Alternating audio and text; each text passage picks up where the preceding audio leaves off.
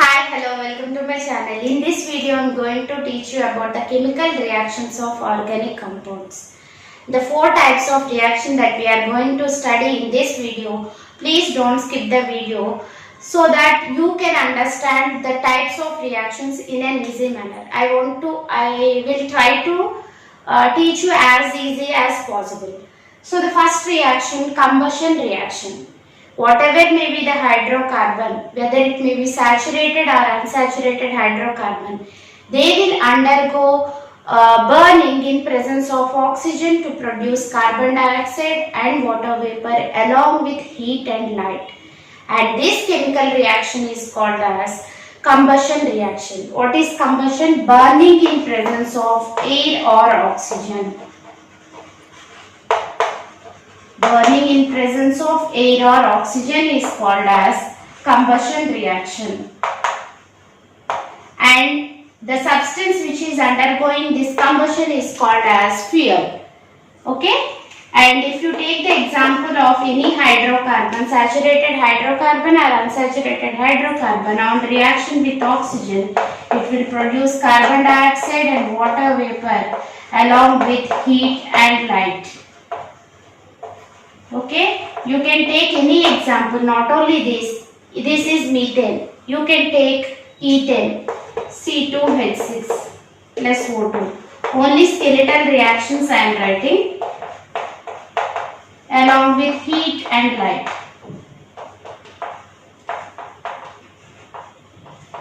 And you need to observe the difference between the saturated and unsaturated compounds.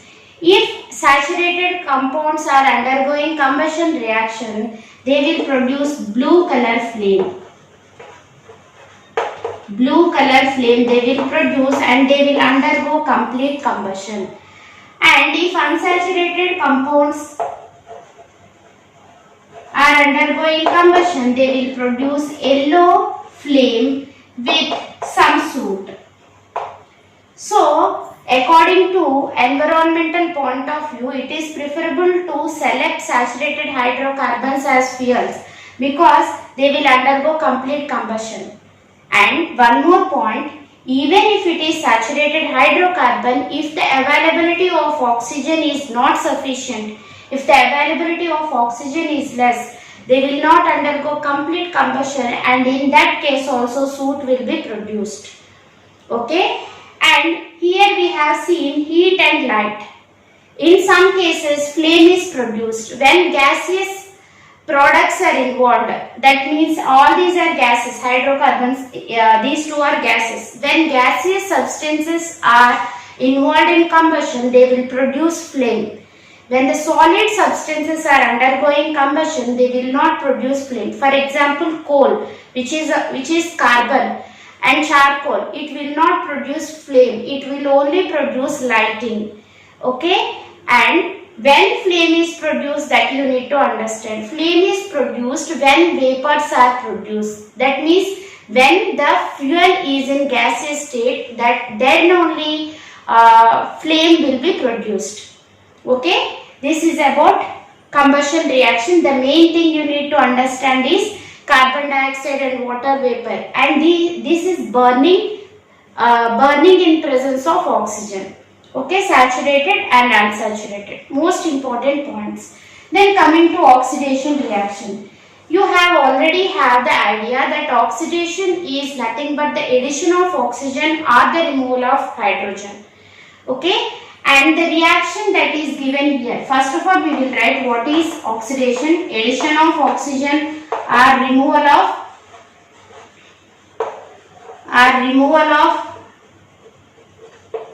hydrogen. And the reaction that is given here in your syllabus is ethyl alcohol or ethanol in presence of alkaline potassium permanganate, and it should be heated, or acidified potassium dichromate K2Cr2O7. This also should be heated. Then this ethanol will be converted into ethanoic acid. ethanoic acid, CH3COOH. IUPAC name is ethanoic acid and the common name is acetic acid. Ethanoic acid. Okay. This is the second type of reaction, oxidation. And the agents which are helpful in this process are called as oxidizing agents. Oxidizing agents. And these two are strong oxidizing agents. They will add oxygen to this compound. Initial compound, whatever you have taken, they add oxygen to that. So these reagents are called as oxidizing agents. Okay. This is about oxidation reaction. And then coming to the next reaction, that is addition reaction. Generally, addition reaction will take place in unsaturated hydrocarbons.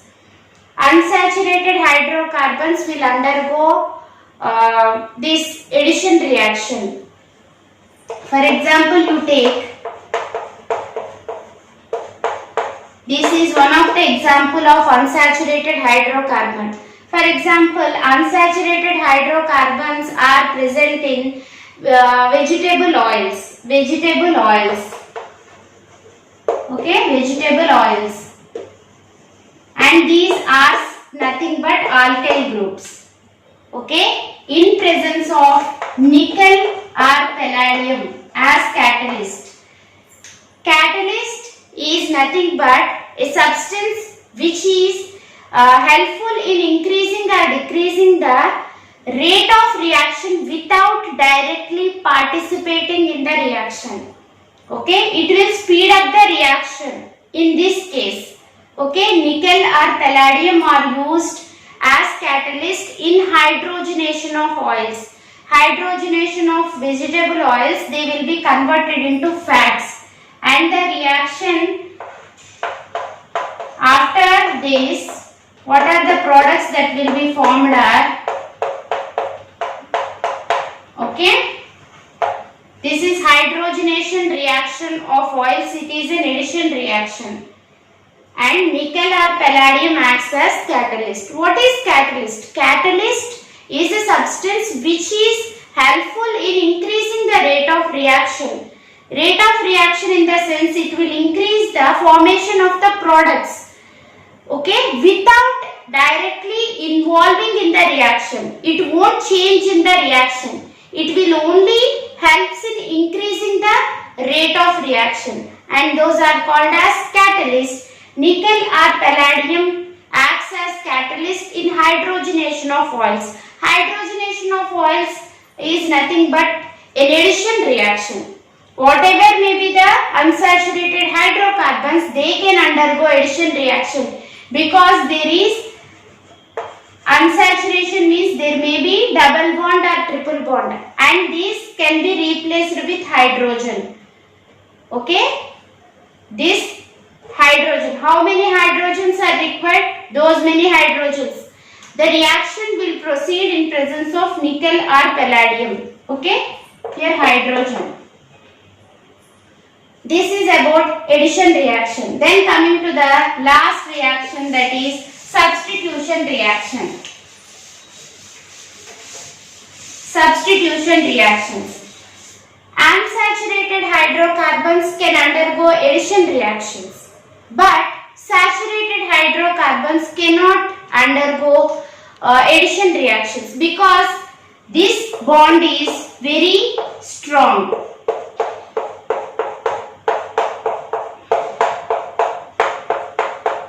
Single bond C is very strong and they cannot form addition products. That means there is no chance to add one more hydrogen. It is already saturated. And it is also very difficult to break the bond between C and H also. And it will not occur so easily. Under normal conditions it won't occur, but in presence of sunlight, this reaction will occur and it will form lot of products, lot of substituent products. See here, for example, if you take any halogen like chlorine, in presence of sunlight, this reaction will occur.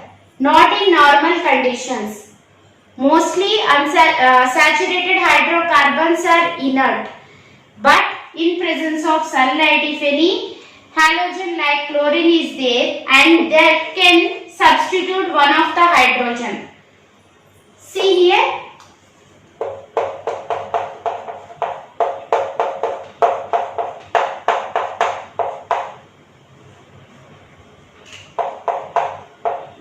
And here Cl, and again one more Cl will be there. Like this Cl will be there, and this is removed, and this has been added, and HCl. Like that, one more chlorine will be added, one more will be removed. Like that, so many substitute products will be formed from saturated hydrocarbons in presence of sunlight. Under normal conditions, they are not reactive, they are inert. But in presence of sunlight, they can undergo substitution reaction. This is all about the general reactions of organic compounds. Hope you have understood. If you haven't understood anything, ask me in the comment box. I will definitely give you reply. And that's all for today. Hope you have liked the video. If you like the video, please click on the like button and share it with your friends. If you haven't subscribed to my channel, or if you have visited for the first time, please subscribe and encourage me. That's all for today. We will meet in another